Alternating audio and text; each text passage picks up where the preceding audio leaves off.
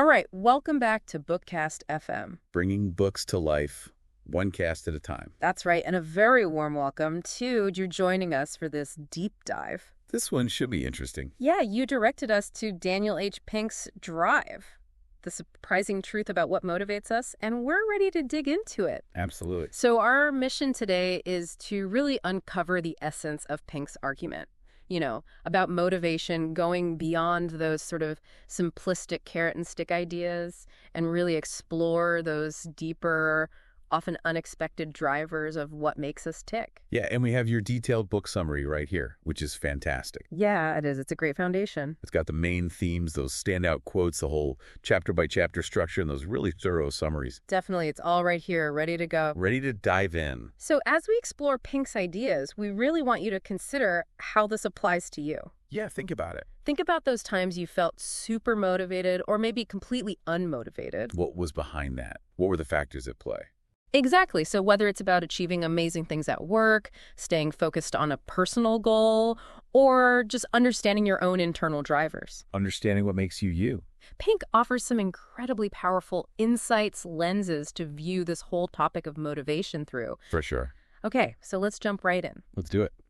Pink starts off by making this pretty compelling case, right? That our traditional approaches to motivation are, well, they're outdated. yeah, they're kind of past their prime. Yeah, he frames it in this really brilliant way by talking about operating systems for motivation. Yeah. Think about the software that runs our internal drive. Okay, I like that analogy. So he starts with what he calls Motivation 1.0, Okay. which is all about our basic, biological needs. Right, survival. Pure survival. That primal urge, food, safety, the drive to reproduce. Yeah, like the bedrock of why we do anything at all, at a very basic level. Right, fundamental. But Pink argues that while it got us this far as a species, it's just not enough to explain what really motivates us in the complexities of, modern life. Yeah, today's world. That's a whole different ballgame. Right, so then we evolved to Motivation 2.0. Okay, Motivation 2.0. This is the one that most of us grew up with, right? This system of rewards and punishments. The classic carrot and stick approach. Exactly. So this is deeply rooted in behaviorist psychology. The idea that we can shape behavior through external incentives. Right. Rewards or punishments, to get people to do what we want them to do. And this model really took hold during the Industrial Revolution. It makes sense, right? Because back then, so much of the work was repetitive, rule-bound, almost machine-like. Yeah, so incentivizing people to do those kind of routine tasks with bonuses or the fear of being penalized seemed like, the obvious approach. Right, straightforward, logical. But here's Pink's central point, right? Okay, lay it on us. Motivation 2.0 is not only often ineffective for today's work, which needs so much more creativity and complex problem solving. Right. It can actually be, detrimental. It can backfire. Yeah.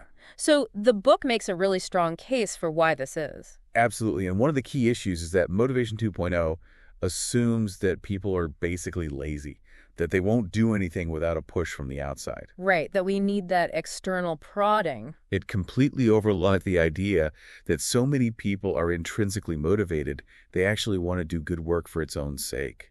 Which, when you think about it, is true, right? We all know people who are driven by a genuine passion for what they do, that desire to master their craft. Right, it's not just about the paycheck. And when you tie everything to these external rewards, it can actually kill that passion, that creativity. Yeah, it can really stifle those things. So instead of getting the joy of solving a difficult problem or creating something new, the focus shifts to that external reward. Right, you're just going through the motions, doing what you need to do to get the bonus or avoid the reprimand. And Pink nails it with this quote. Something's gone wrong. The economy is changing. The workplace is changing. But motivation hasn't caught up.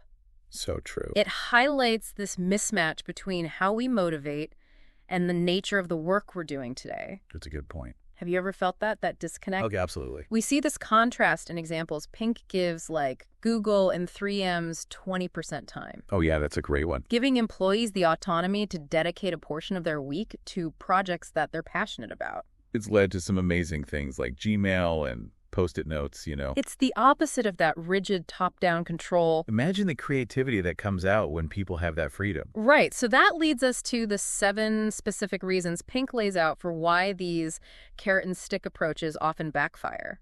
All right, let's dive in. This is where it gets really interesting. Okay, hit me. So the first one is how external rewards can actually kill intrinsic motivation. The motivation that's already there. Exactly. And it's this concept called the over-justification effect. Oh, yeah, that's a fascinating one. It's a bit counterintuitive. For sure. So someone's already doing something they enjoy, right? They love it. Okay. Then you introduce a reward for that same activity. Okay. Now they start to see themselves doing it for the reward, not because they actually like it. So the motivation shifts. Totally. So when the reward goes away, poof, That intrinsic drive can disappear completely. like you flipped a switch. It's almost like you've trained them to need that reward. Right, like the classic example with kids and reading. Oh, yeah, that's a good one. Kid loves to read for fun, then you start paying them for each book. And suddenly, they're only reading for the money. Exactly. And if the payments stop, They might not want to read anymore. even though they loved it initially, The reward has basically undermined their natural love for reading. and that leads to the second issue. Okay, what's that? These rewards can actually diminish performance, especially in tasks that require creativity, problem solving, that kind of thing. Interesting. Pink mentions this MIT study where they found that higher monetary rewards actually led to worse performance. Worse performance. Yeah, worse performance on non-routine cognitive tasks. So it's not always about more money, more results. Right, it's the opposite of what people think. Because the pressure, Yeah. the focus on the reward, it actually messed with their ability to think creatively. Right, the reward becomes a kind of like a blinder. And that connects directly to the third reason. Okay, I'm listening. Rewards can crush creativity Ah, I see. when you're laser focused on getting that reward. You don't want to take any risks. You play it safe, you stick to the familiar. Right, because creative work needs exploration, experimentation, maybe even failing a few times. And that, what do I get if I do this? Mentality. It just doesn't work for that kind of thing. It puts up walls where there shouldn't be any. It's like trying to write a song while worrying about hitting the right notes to win a contest. Yeah, totally. It stifles the flow. It kills the vibe. Okay, so the fourth reason Pink gives is that rewards can crowd out good behavior. Yeah, that's interesting.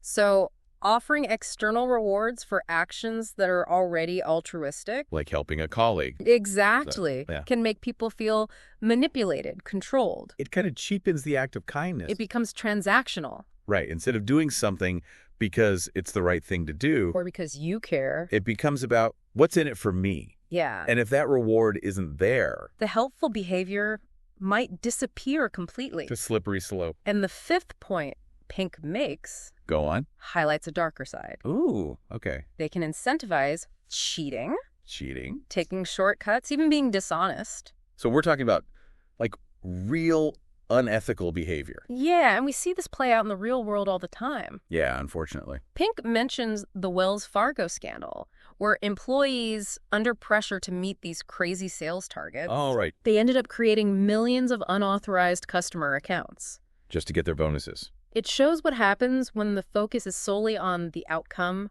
the reward, regardless of how you get there. It becomes a win at all costs mentality. And that brings us to the sixth reason. Was number 6. Rewards, much like some substances, can become addictive. Addictive. Yeah, it's like any external stimulus that triggers a positive response in our brains. It creates that need for more feeling. Exactly. So once you're used to being rewarded, You start to expect it, almost feel entitled to it. right, and if those rewards don't come, People can get demotivated, resentful, even feel betrayed. like you've trained them to need that external validation. It's a tough cycle to break. And finally, the seventh reason why carrots and sticks often fail, they can foster short-term thinking. Oh, I see. That makes sense. External motivators often push for quick wins, right? Right, to get that immediate reward. But this can come at the cost of long-term strategy, deep learning. Yeah, you sacrifice the future for the present. Think about a company obsessed with quarterly earnings. Right. They might cut corners on research, neglect training, all to pump up those short-term profits. But ultimately, it hurts the company in the long run. They're not thinking about sustainability, the bigger picture. And Pink summarizes these flaws with two powerful statements. Go on. He says, when used improperly, rewards can have a devastating effect on motivation, creativity, and performance. That's a strong statement. And then he follows up with, if then rewards work well for simple short-term tasks, but they're dangerous for complex creative work. It's a really clear distinction. And it's not just talk, he backs it up with solid research. That's important. Like the MIT study we mentioned, Glucksberg's candle problem, and Edward Deci's work on self-determination theory. So it's not just opinion. There's evidence to support it. It challenges our assumptions about motivation. Definitely makes you think. So understanding the limitations of these traditional techniques. Sets the stage for something new. Exactly. This is where Motivation 3.0 comes in. Okay, Motivation 3.0, tell me more.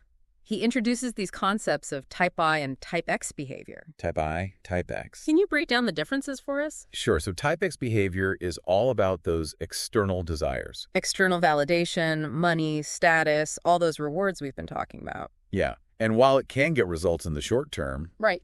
it often comes at the expense of long-term satisfaction, genuine creativity, and overall well-being. It's not a sustainable approach. Now, Type I behavior, on the other hand, is all about intrinsic motivation.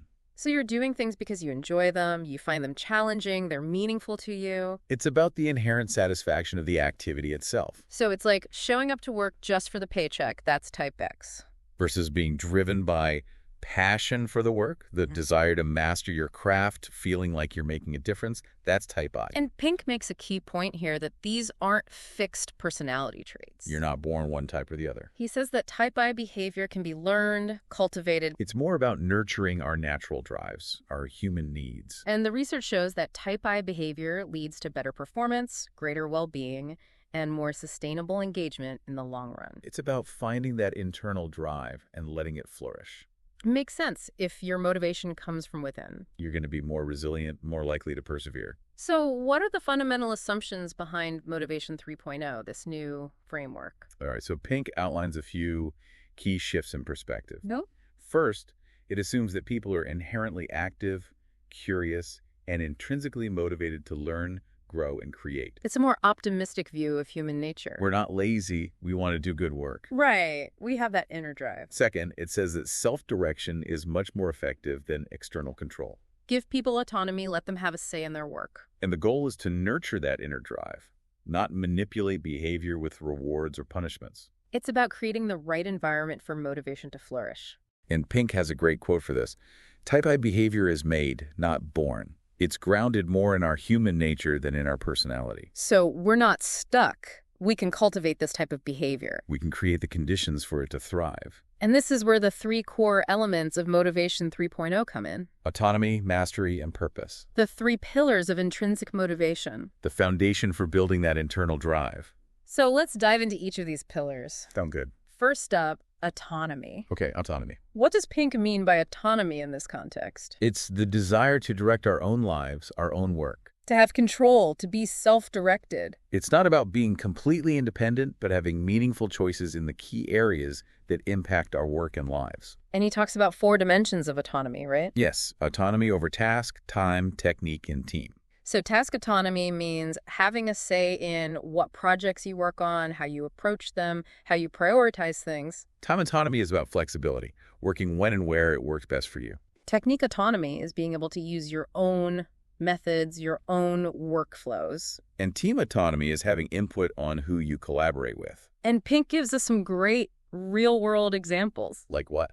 Well, Google's 20% time, where employees can dedicate a portion of their time to self-directed projects. Oh yeah, that's a classic example of task autonomy. And it's led to some amazing innovations. Absolutely. It shows what happens when you give people freedom and trust. And then there's Atlassian's FedEx Days, now called Ship It Days, I love those. where engineers get 24 hours to work on anything they want. Pure creativity and innovation. It's a fantastic example of autonomy in both task and technique. And we can't forget about the results-only work environment, or ROWE, ROW, right? pioneered at Best Buy, where employees are judged solely on their results. Total freedom and flexibility in terms of when and where they work. As long as they deliver, it's up to them. And companies that have implemented these types of autonomous environments. They've seen great results, increased productivity, lower turnover, higher engagement. And Pink has a quote here.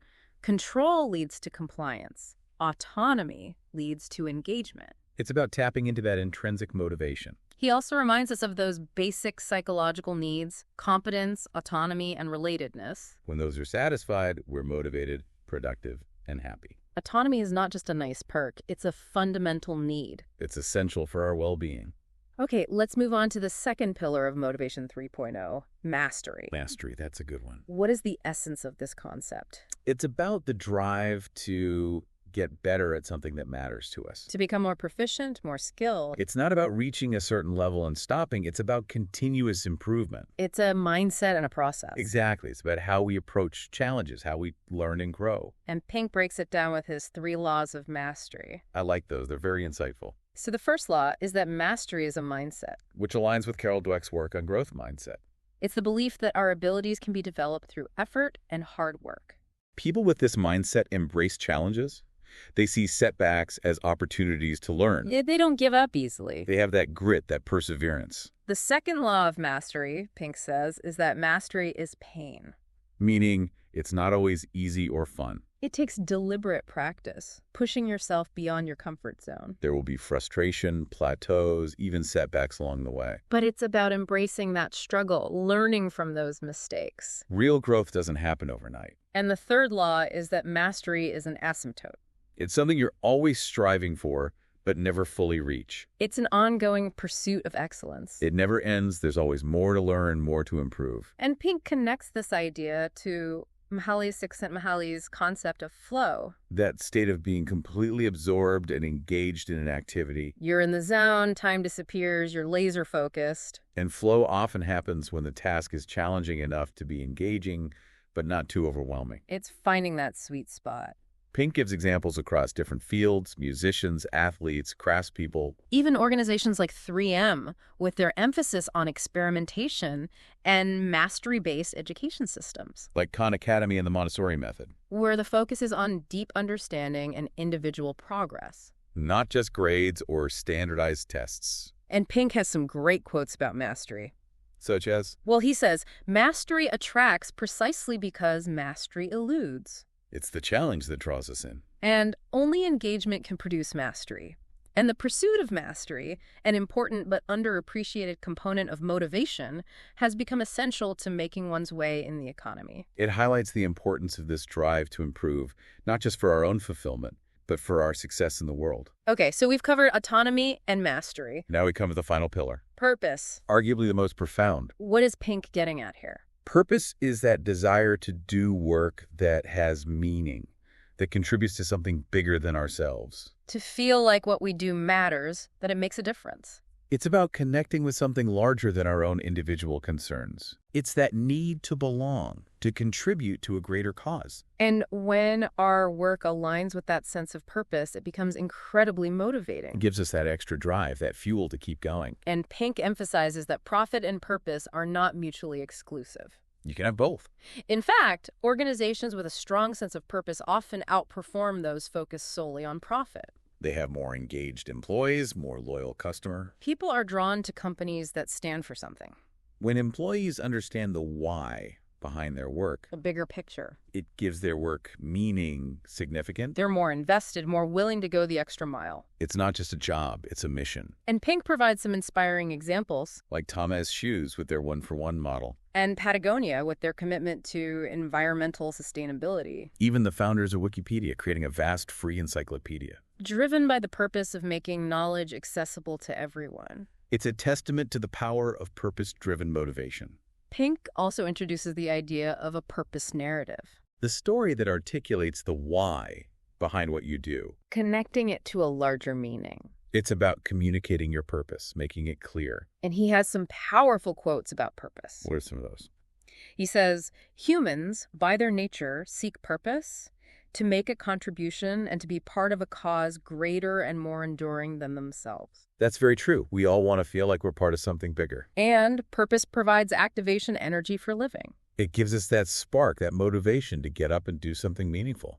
So to sum it all up, Motivation 3.0 is about tapping into our innate drives. Our desire for autonomy, mastery, and purpose. It's a more effective approach than the old carrot and stick model. It recognizes that we're not just passive recipients of rewards and punishments. We're active, engaged individuals seeking meaning and purpose. And type I behavior, fueled by these intrinsic motivators, is more sustainable, leads to greater creativity and well-being.